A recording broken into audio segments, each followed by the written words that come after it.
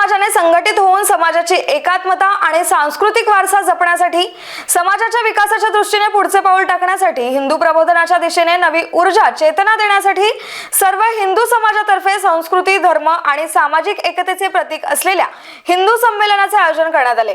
या कार्यक्रमाची सुरुवात कलश यात्रा आणि भजन दिंडीने झाली। दरम्यान अनेक वक्त्यांसह प्रशांत ठाकरे महाराज यांनी आपल्या विशेष शैलीतून झोपलेल्या हिंदूंना जागा करण्यासाठी काय संदेश दिलाय हे आपण पाहणार आहोत। आलेला नाहीये, काळजी नाही राहिली आहे। याच्यासाठी काय करावं इलाज 1.5 मिनिटांमध्ये सांगतो। दररोज प्रत्येक मायबापानं स्वतःच्या लेकराला घेऊन देवघराच्या पुढे बसलं पाहिजे। त्याच्यासाठी मायनं देवपूजा केली पाहिजे। देवघरात देव ठेवून दिले पण महिनाभर त्याची आंघोळ नाही। महाशिवरात्रीच्या दिवशी महादेवाच्या अंगावर लागेल तेवढं बेल, दुसऱ्या दिवशी ओम नमः शिवायचा पत्ता नाही। हे बंद करा। दररोज 10 मिनिटं आपल्या धर्माची उपासना केली पाहिजे। इथं पोरं बसलेले आहेत। अकॉर्डिंग टू सायन्स, विज्ञानानुसार हातामध्ये पाण्याचा लोटा घ्या, सूर्याकडे बघा आणि अर्घ्य तुळशीला वा, नाही तर सूर्याला वा। पाणी खाली सांडवल्यापेक्षा तुळशी वृंदावनात टाका। तुमच्या आयुष्यामध्ये जे डिस्प्रेस तुम्ही झालेले आहे, ज्याला नैराश्य म्हणतात नवीन काळात, ते जर 1.5 महिन्यात निघून गेलं नाही तर प्रशांत महाराज ठाकरेले फोन करा। तुमच्या आयुष्याची सगळी गॅरंटी माझी।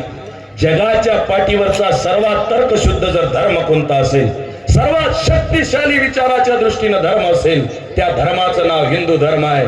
आणि या हिंदू धर्मामध्ये सर्व तत्व ही जीवाला, माणसाला, समूहाला, माता भगिनीला सर्वांना जोडून ठेवणारी आहे। आज जागतिक महिला दिन आहे। यत्र नारीस्तु पूजन्ते रमन्ते तत्र देवता, हे सांगणारा आपला धर्म आहे।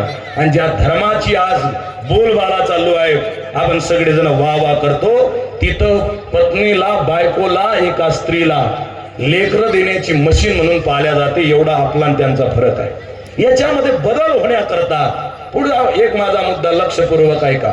काही जण हे ऍग्री असतील, काही जण डिसऍग्री असतील। मी कोणाच्या बापाला भेट नाही, तुम्हाला सांगितलं। हिंदू धर्माला मोठं करण्यासाठी हातात तलवार घेऊन कोण्या अब्दुल्लाची मान कापायची गरज नाही। फक्त हिंदू धर्माला मोठं करायचं असेल तर आपलं मनगट एवढं मजबूत करा।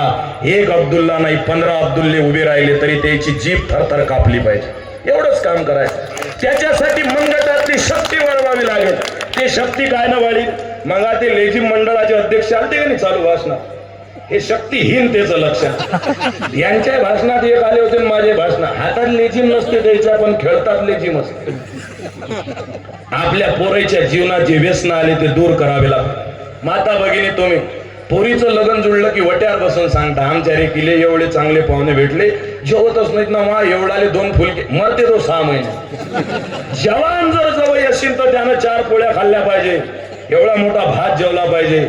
चंद्रपूर जिल्ह्यात 1 नंबरचा भात भेटते, त्यानं वरण जेवलं पाहिजे, सगळे पदार्थ खाल्ले पाहिजे। कारण आपण बाकीचे सारख्या हड्ड्या फोडत नाही। शाकाहार सुंदर पद्धतीनं जेवण कराल तर मनगट मजबूत होईल।